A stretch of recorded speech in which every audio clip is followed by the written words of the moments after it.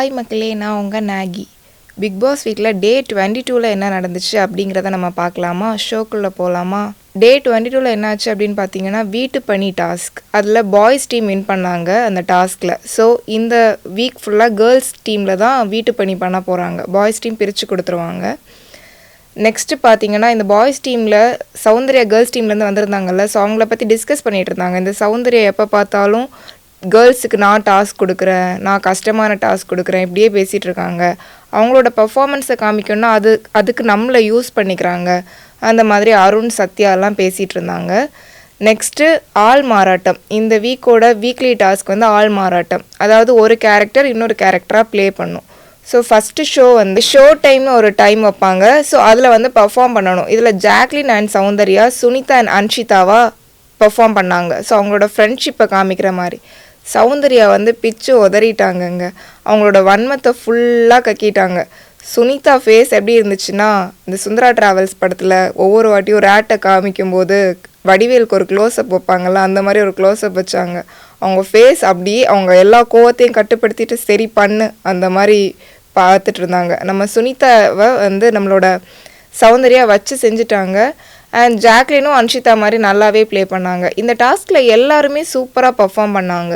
நம்ம சௌந்தர்யா இவ்வளோ டேஸ் சும்மாவே இருந்துட்டு நேற்று செம்மையாக பெர்ஃபார்ம் பண்ணாங்க. சௌந்தர்யாக்குள்ளே இவ்வளோ ஒரு பெரிய திறமை இருக்குது அப்படிங்கிறத நேற்று தாங்க நான் பார்த்தேன். அண்ட் தென் நம்மளோட ஆனந்தி, சுனிதா, அன்ஷிதாலாம் பேசிகிட்டு இருந்தாங்க.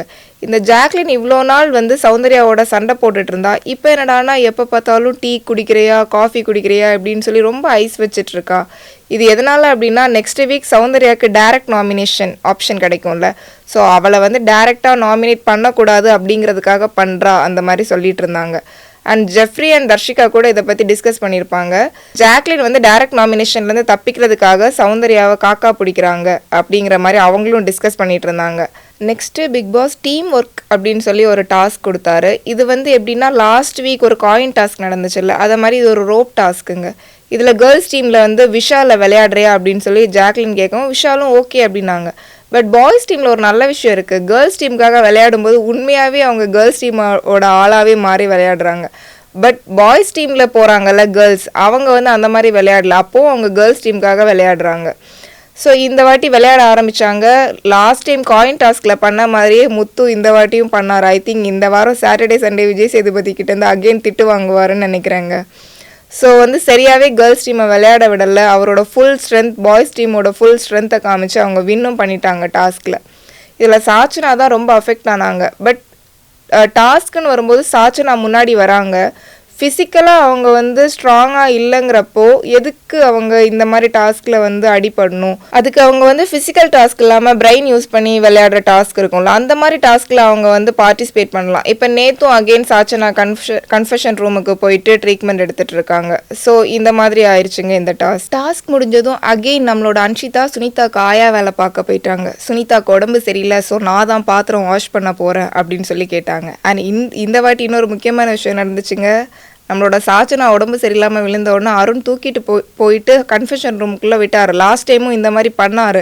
பட் கன்ஃபெஷன் ரூமுக்குள்ளே போயிட்டாங்கன்னு சொல்லி கேர்ள்ஸ் டீம் பெருசாக வயலேட் பண்ணாங்க. ஸோ இந்த வாட்டி பெர்மிஷன் கேட்டுட்டு கூப்பிட்டு போய் விட்டார். ரொம்ப உஷாராக விளையாடிட்டார் இந்த வாட்டி நம்மளோட அருண். அண்ட் ஜாக்லின் வந்து முத்துக்கிட்ட நீங்கள் விளையாடின முறை தப்பு, இப்படி விளையாடவே கூடாது, நீங்கள் கேர்ள்ஸ் டீமை வந்து விளையாடவே விட மாட்டேங்கிறீங்க, காயின் டாஸ்கில் பண்ண மாதிரியே பண்ணிகிட்ருக்கீங்க அப்படின்னு சொல்லி ரொம்ப கோவமாக பேசினாங்க.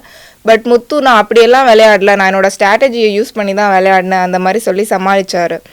அண்ட் அன்ஷிதா வந்து சுனிதாக்காக திருப்பியும் அகெயின் ஹெல்ப் பண்ணிகிட்டே இருக்காங்க. இதை தான் சௌந்தர்யா இமிட்டேட் பண்ணிகிட்டே இருக்காங்க. இவங்க எவ்வளோதான் இமிட்டேட் பண்ணாலும் அவங்க திருந்துற மாதிரியே இல்லைங்க. அண்ட் நம்மளோட சுனிதா என்ன சொல்லியிருப்பாங்க அப்படின்னா, என்னை பர்சனலாக அட்டாக் பண்ணுறா சௌந்தர்யா அப்படின்னு. அன்ஷிதாவும் அப்படி தான் சொல்லியிருப்பாங்க. ஆமாம், ரொம்ப பர்சனலாக அட்டாக் பண்ணுறாங்க. ஜாக்லின் ஓகே, பட் சௌந்தர்யா ரொம்பவே பர்சனலாக அட்டாக் பண்ணுறாங்க.